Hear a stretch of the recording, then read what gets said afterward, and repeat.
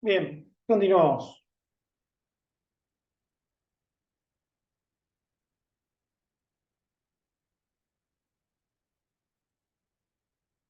¿Cómo venimos? ¿Dudas? ¿Preguntas? ¿Comentarios? ¿Alguien?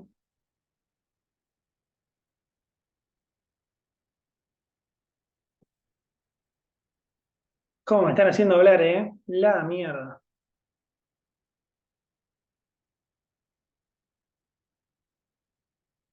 Hey, volvimos al grupo de WhatsApp. Es algo de nunca acabar este tema. Eh, Les voy a pedir, si les parece bien, el link del grupo de WhatsApp y lo voy a poner en el campus. Así ya lo tienen ahí como... Porque siento que es un déjà vu todo esto. Eh, Bien, bueno, vamos. ¿Alguna consulta, alguna duda?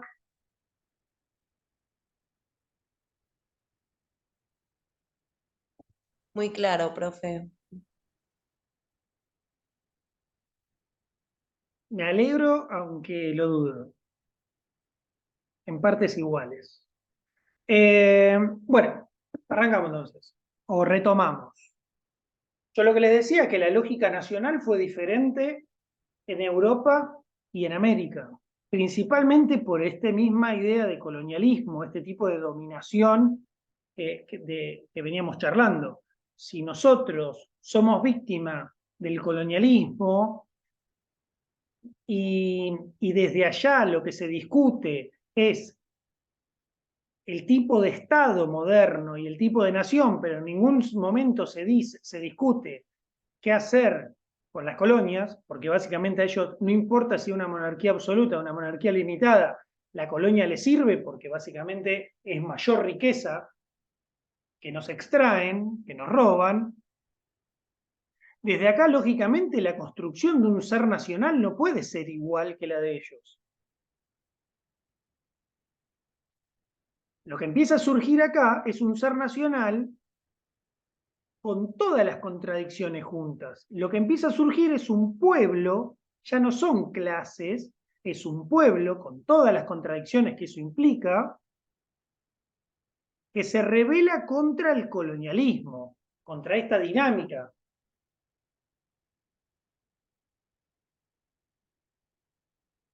Entonces, no podemos entender lo mismo o utilizar los mismos conceptos en Europa que acá. Si yo le pregunto, y ahí me había quedado respecto a la clase pasada, cuando hablamos de la independencia, la revolución, la independencia, ¿quién sería acá la burguesía liberal?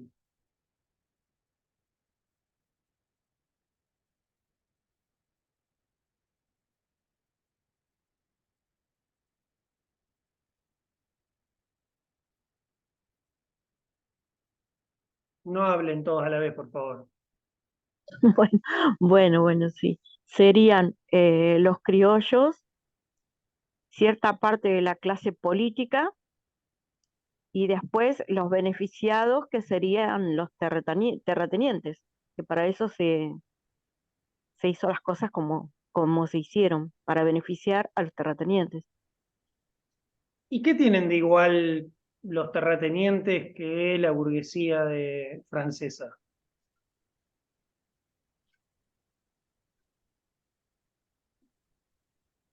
Los, Y la benefici- clase poderosa, los beneficiados de la independencia son iguales a los beneficiados de la Revolución Francesa. no, Entonces le podemos llamar de la misma manera. O sea, le podríamos llamar beneficiados, ¿no? Porque es lo único que tienen en común. Es más, si yo les pregunto cuáles eran los liberales, fíjense la contradicción de los conceptos, si utilizamos conceptos europeos. La burguesía liberal, supongamos que podamos llamar a los tenientes burguesía. ¿Eran liberales los de acá? No, eran conservadores. Eran conservadores, puramente conservadores. Fíjense que la construcción de una nación que hicieron después fue ultraconservadora. Lo vamos a ver un poco más en profundidad ahora, pero nosotros debemos ser los únicos en el mundo que tenemos que aclarar que son liberales en lo económico, pero conservadores en lo político. ¿Se entiende, no? Fíjense la contradicción que tiene al utilizar conceptos que no son nuestros. No solo no había una burguesía, sino que no eran liberales, eran conservadores. Porque básicamente lo que estaban haciendo era llevar adelante una revolución contra el absolutismo y luego una independencia contra España, pero no en términos de clase, sino en términos de subordinados. Una vez que dejaron de ser subordinados, buscaron sus intereses.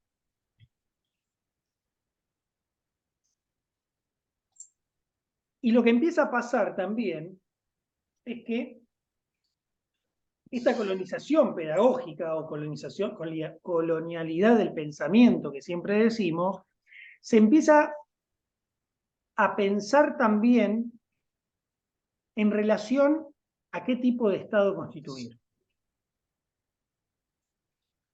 Porque el nacimiento de los estados modernos en Europa, obviamente acá se empieza a profundizar el drenaje o la transferencia de la riqueza hacia Europa. Ellos cada vez necesitaban más. Por eso también el descontento grande que tenemos acá, que lo explicamos en la clase pasada.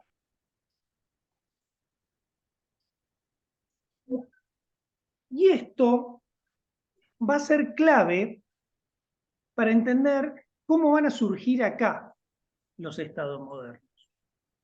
¿Por qué? Porque principalmente,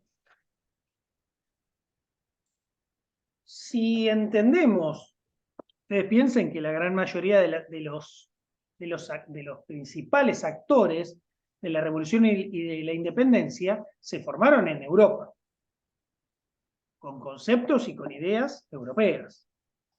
Conceptos e ideas que obviamente trajeron para acá. Y lo que empieza a pasar es que una vez roto ese vínculo colonial,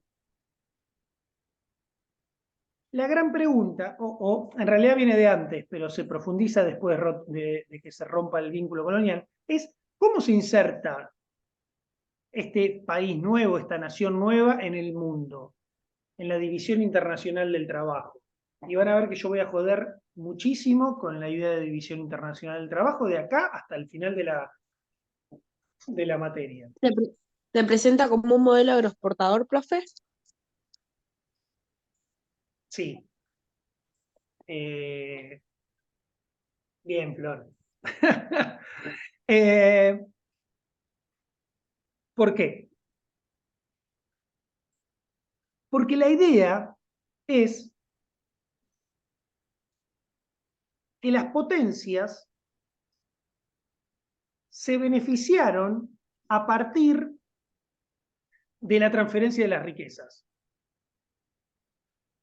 Una vez que se reforzaron, que en parte se industrializaron, piensen que luego de la Revolución Francesa viene la Revolución Industrial, las revoluciones industriales, lo que empieza a pasar es, bueno, che, nosotros ya tenemos un Estado moderno robustecido, y ahora se están independizando todos los estados de allá de América. ¿Qué hacemos? ¿Le permitimos que se robustezcan? No, nos tienen que seguir mandando la riqueza de allá. Entonces lo que se hace es generar una teoría también, hablando de la academia, que justifique la extracción de la materia prima y de todo lo que tenemos acá que a ellos les sirve. Esto se llamó liberalismo. Es decir, el libre intercambio entre los países. Y en la División Internacional del Trabajo, lo que nos tocaba era ser agroexportadores. ¿Por qué? El argumento era, tenemos que aprovechar las ventajas comparativas. Es decir, tenemos las tierras riquísimas, con mucho territorio, explotémosla y vendamos la materia prima. Claro, como ellos ya se habían protegido, ellos lo único que necesitaban era materia prima, y el oro y la... Y nosotros no tuvimos mayor idea de que decir que sí. Y cuando digo nosotros, estoy siendo obviamente irónico, porque obviamente que todo esto no puede funcionar sin sectores de acá que favorezcan esa lógica. Profe, lo que pasa es que le vendieron la idea de que el sentimiento europeo iba a ser trasladado a Latinoamérica, cosa que en realidad no fue así. Simplemente le hicieron creer para terminar verse beneficiado de, bueno, del desarrollo propio de lo que es la División Mundial de Trabajo. Nosotros seguimos siendo la granja para eso. Sí, ojo que no es, o sea, tenés razón, pongo una aclaración al lado, no es que a todos le hicieron creer eso. Hay ciertos sectores que se beneficiaron de eso. Lo vamos a hablar, ciertos sectores de acá, digo internos, que se beneficiaron, y sin esos sectores no hubiese sido posible una inserción así. Se necesitaba que ciertos sectores de acá dieran el visto bueno y le chupen las medias a Europa, básicamente, para poder insertarse así. Lo vamos a ver un poquito más adelante. Pero sí es cierto que, bajo el lema, no, que cada uno se dedique a lo que es mejor, Argentina que se dedique a exportar agro y después también animales, agroganadero, con eso lograron llegar al segundo tipo de dominación, que sería la dominación a través de los intercambios desiguales. ¿Por qué? Porque básicamente lo que vamos a hacer es exportar materia prima e importar productos manufacturados. Yo siento que voy re lento, pero le quiero poner énfasis a esto porque me parece que va... Pero, profe, algunos lograron ese sistema agroexportador, no todos. O sea, A ver, o a no, conveniencia de quién decían, bueno, vos podés exportar, no o todos fueron agroexportadores, todos fueron exportadores de materia prima. Hago la aclaración. Pusieron una cara de duda, como diciendo de qué corno se habla. Agroexportador es la exportación de materia prima del agro, sí. semillas, cereales, etc. Ahora, Perú, Chile, son principalmente exportadores de materia prima, pero minera, oro, plata, son minerales. Es materia prima, pero minerales. Vamos a ver por qué esto es importante, porque el paso era la no posibilidad, vender que no había posibilidad, que esto era lo mejor que nos podía pasar, para no industrializarnos. Lo vamos a ver, hay una excepción. Lo vamos a Hasta ver hace la un clase que tiempo viene. atrás, Paraguay puede ser. Ah, qué vivo que sos, Ángel. Porque te dije lo vamos a ver la clase que viene Paraguay. Pero bien, muy bien, estás atento. Me gusta, me gusta. Sí, Brenda, perdón. es que hasta hace poco era el agro. Primero fue la ganadería, después el agro y ahora ya es minerales, porque se están llevando todo el litio, vienen por el agua y Bueno, etcétera. claro. Nosotros acá estamos hablando de hace más de un siglo atrás. Después se diversifica, pero no tanto como para romper con este rol agroexportador. Esta va a ser la gran discusión que vamos a tener desde ahora hasta el final del cuatrimestre. Recuérdenlo. Ahora, todo esto que yo le dije, todo muy lindo, pero no hubiese sido posible si no se hubiese dado algo clave, que terminé diciéndolo la clase pasada, que fue el Congreso de Panamá. ¿Por qué? Porque básicamente, si nosotros no podemos entender cómo, si el primer paso para entender cómo surgen los estados modernos en América es entender que se rompió el lazo colonial, ya no es una clase contra otra, ya no es la burguesía contra la monarquía, sino que en realidad es un pueblo luchando por su libertad. Lo que también tenemos que entender es que estas nacionalidades que fueron surgiendo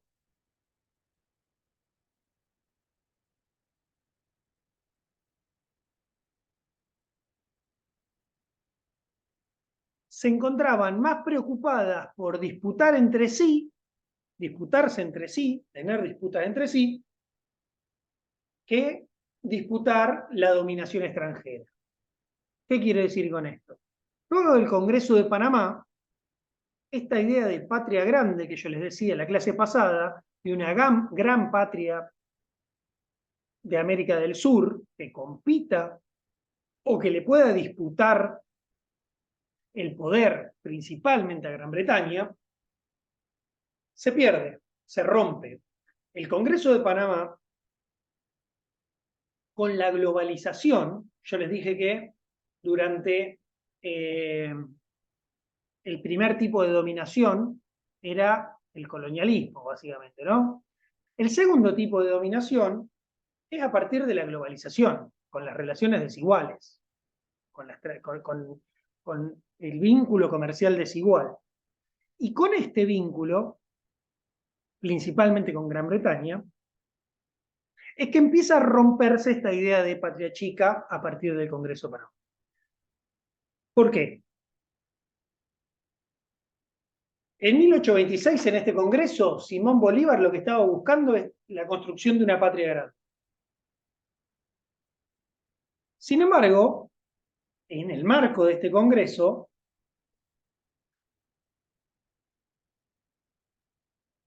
delegados argentinos, muy vinculados con la oligarquía,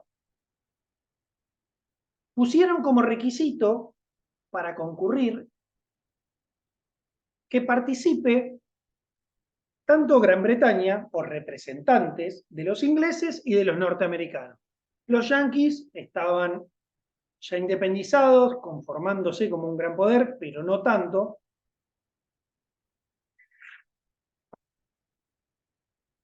Y uno de los principales representantes de estos sectores era Rivadavia.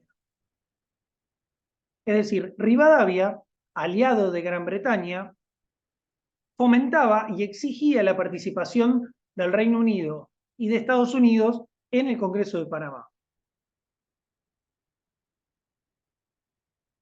Esto lógicamente lo que hace es romper el Congreso. Básicamente Gran Bretaña influyó para que nos independicemos e influyó para que el Congreso de Panamá fracasara. Y una vez que fracasa el Congreso de Panamá, lo único que queda es decir, che, bueno, si no hay una patria grande, una patria chica.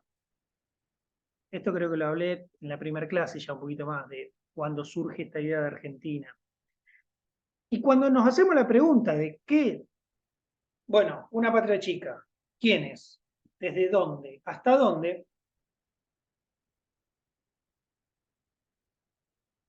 Es cuando Rivadavia y su séquito empiezan a cranear con su experiencia europea un Estado moderno. Y empiezan a buscar ejemplos de constituciones unitarias y centralistas típicas de Europa, principalmente de Francia, piensen que la mayoría se formó en Francia, y también a pensar cómo insertarse en el mercado mundial, en la División Internacional del Trabajo. Obviamente, Rivadavia pensando en Gran Bretaña como aliado, dice, ¿qué necesita Gran Bretaña? Materia prima. ¿Nosotros qué hacemos? ¿Tenemos las mejores tierras? Agarra las tierras, se las reparte entre unas pocas familias, las mismas familias de siempre, los apellidos ilustres entre comillas, ¿no? Pero esas familias aristocráticas que se consideran de sangre azul, y empezaron a insertarse y a vender materia prima. Es como si yo ahora les digo, che, la UNPAS, tenemos que ver qué carrera creamos en UNPAS. Y vamos a decir, y hagamos ingeniería. Y yo les aviso a ustedes antes para que estoy exagerando con un ejemplo revoludo, pero entiéndase. Y yo les puedo decir, che, saben que en 5 años, 6 años, nos vamos a crear la facultad de ingeniería. Recíbanse ya, que yo les doy la facultad a ustedes. Todos ustedes van a ser docentes de esa facultad. Bueno, básicamente lo que hicieron fue, che, las tierras van a ser clave porque nosotros nos vamos a dedicar a esto. Tomen las tierras. 400 familias puede ser aproximadamente. Sí, incluso un poco menos creo que eran. Pero si nos ponemos a ver los apellidos, son apellidos que hasta el día de hoy se escuchan. Los Anchorena, Sí, ¿no? Algo de eso había leído. Pereira Iraola, en el Parque Pereira Iraola en La Plata también. Pereira Iraola, Martínez de Oz. Anchorena. ¿Cómo, Brenda? Martínez de Oz. Martínez de Oz tiene, pero no desde tan viejos. Eso lo vamos a Ah, ver. los Anchorena era de Rosas, no, me confundí ahí, ¿no? Pero va todo de la mano, Era... Ojo, va Ah, todo de la mano, porque vamos a ver que se dieron distintas entregas de tierras en distintos procesos. Lo que hay que entender es que como el modelo de inserción en el mundo ya estaba pensado como agroexportador, Rivadavia, como aliado de Gran Bretaña, empezó a repartirse las tierras entre la familia patricia, las más importantes. Es decir, Gran Bretaña... Profe, Sí, Ángel, le hago perdón. una consulta cuando lo nombra Rivadavia. Con relación a la deuda que extrajo en esa situación, yo muy claro no me quedo en el texto.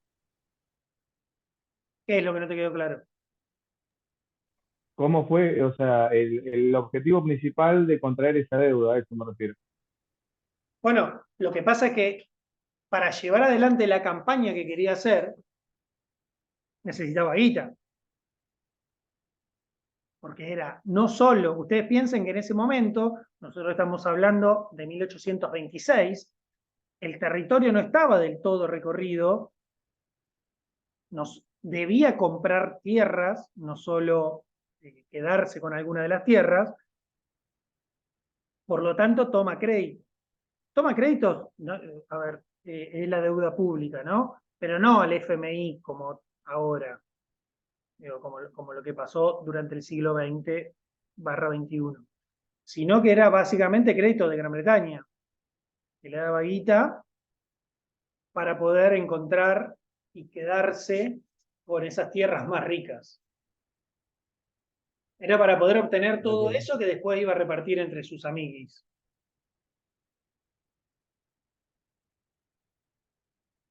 Ahora, van a ver cómo todo lo que se está constituyendo gira en torno a este modelo agroexportador y a las necesidades de Gran Bretaña. Es decir, Gran Bretaña necesita materias primas y presiona, obviamente con aliados acá, para que todo se constituya en relación a eso.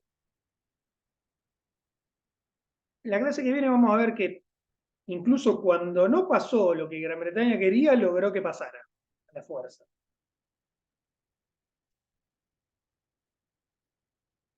Pero ¿qué sucede? ¿O cómo continúa esto?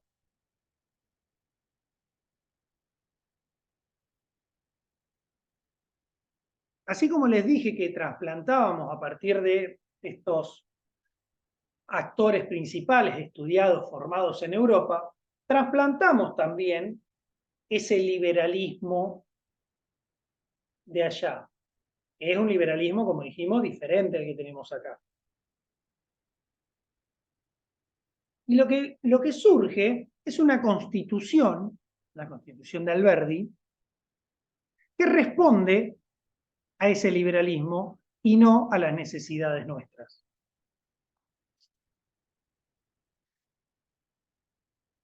Básicamente, nuestra constitución va a responder a los ideales de estos tipos que querían ser europeos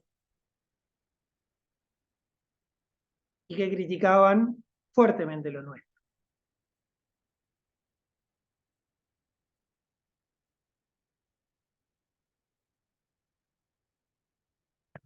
Nuestra Constitución refuerza el modelo económico elegido por las élites, ¿no? Principalmente por Rivadavia.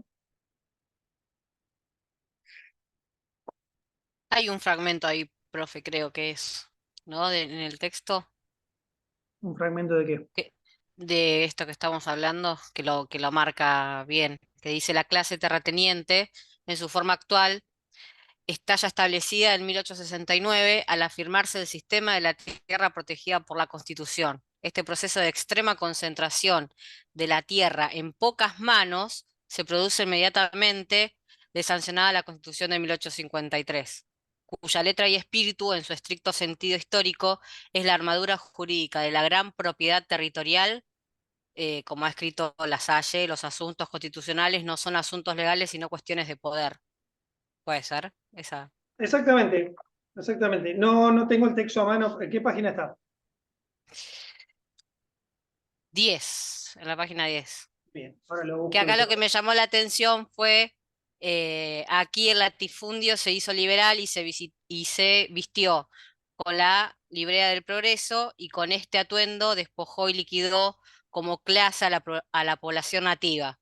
Me quedó porque decía Martín Fierro es el recuerdo penumbroso de esta gran tragedia nacional. Tal A ver, me cual, había acordado. tal cual. Vamos a hablar un poco más de eso más adelante.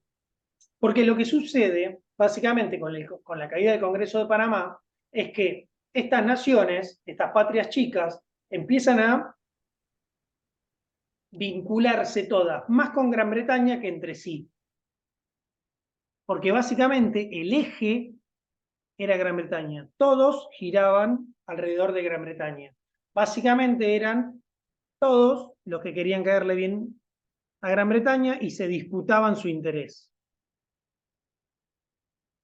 Entonces, de golpe, Argentina tenía más negocio, más comercio con Gran Bretaña que con Chile. Y Chile tenía más comercio con Gran Bretaña que con nosotros. Y así con todos los países. Profe, ¿y eso no fue uno de los problemas también internos que tuvimos con el desarrollo ferroviario también, que era más complejo relacionarse entre provincias, comerciar entre provincias, que ir hasta el puerto y volver? Exactamente, exactamente. Algo de eso vamos a comentar más adelante.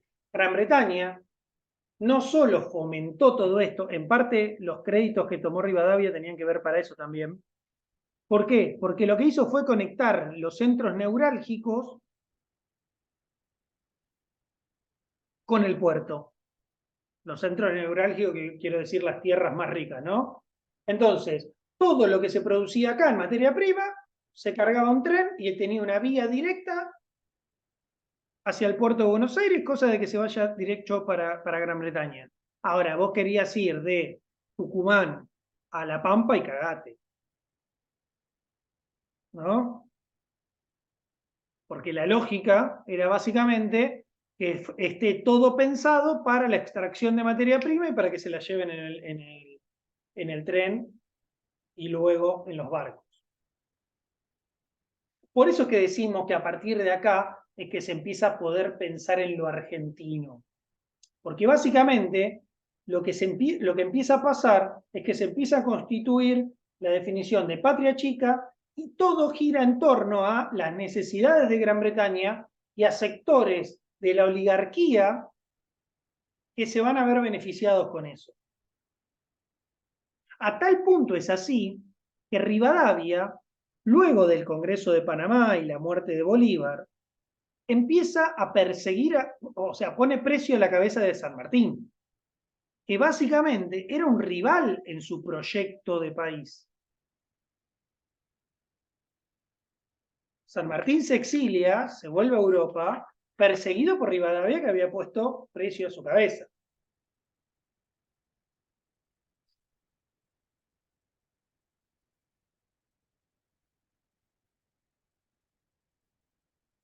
Y el gran problema, bueno, digo gran problema, tenemos millones de problemas, ¿no? Todo lo que viene planteando hasta acá, básicamente son todos problemas.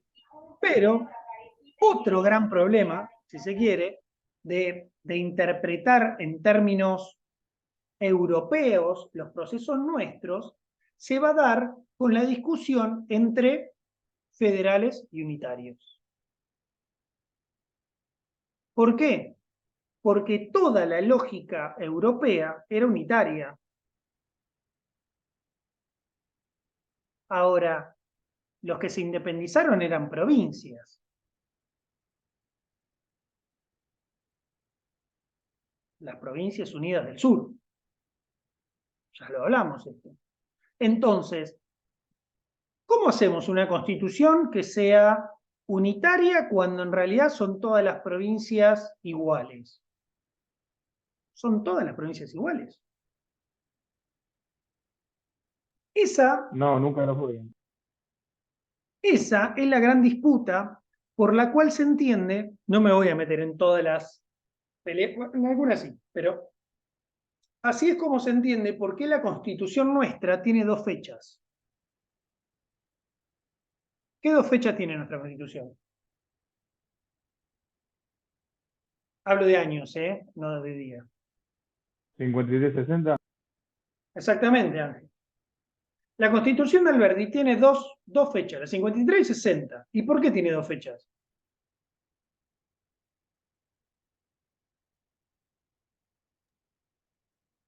Fue cuando ingresó a Buenos Aires. Bien, bien. Porque en el 53, la Constitución que genera Alberdi era de cierta manera federal. Es más, nosotros tenemos un país federal, aunque no se note en los papeles, es federal. Ahora, para el 60, esas relaciones de fuerza que se plasmaron en una lógica federal cambiaron. Y a través de Buenos Aires se unificó todo el país. Y se hizo una adenda, no sé si se llama adenda, pero digo un agregado a la Constitución de Alberdi del 53. Vamos a entrar un poquito más en detalle ahora en eso. Pero lo que quiero que se entienda es, las constituciones, si las entendemos como el resultado de las relaciones de fuerza en un momento y en un sector y en un territorio dado, o en una sociedad dada, vamos a entender por qué en el 53 pasaba una cosa, o por lo menos por qué tenemos una constitución federal cuando en la realidad somos muy pocos federales. Y en realidad es porque cuando se hizo la constitución, pasaba una cosa y al poco tiempo pasó otra.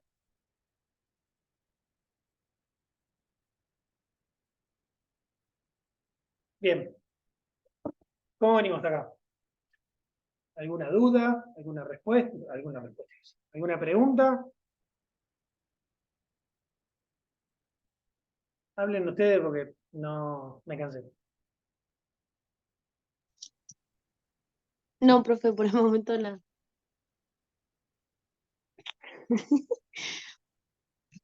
La otra vez te pregunté, ¿leyeron el texto? Y me dijiste, sí.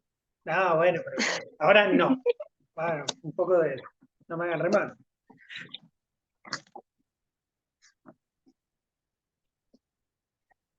Básicamente porque ni leyeron el texto.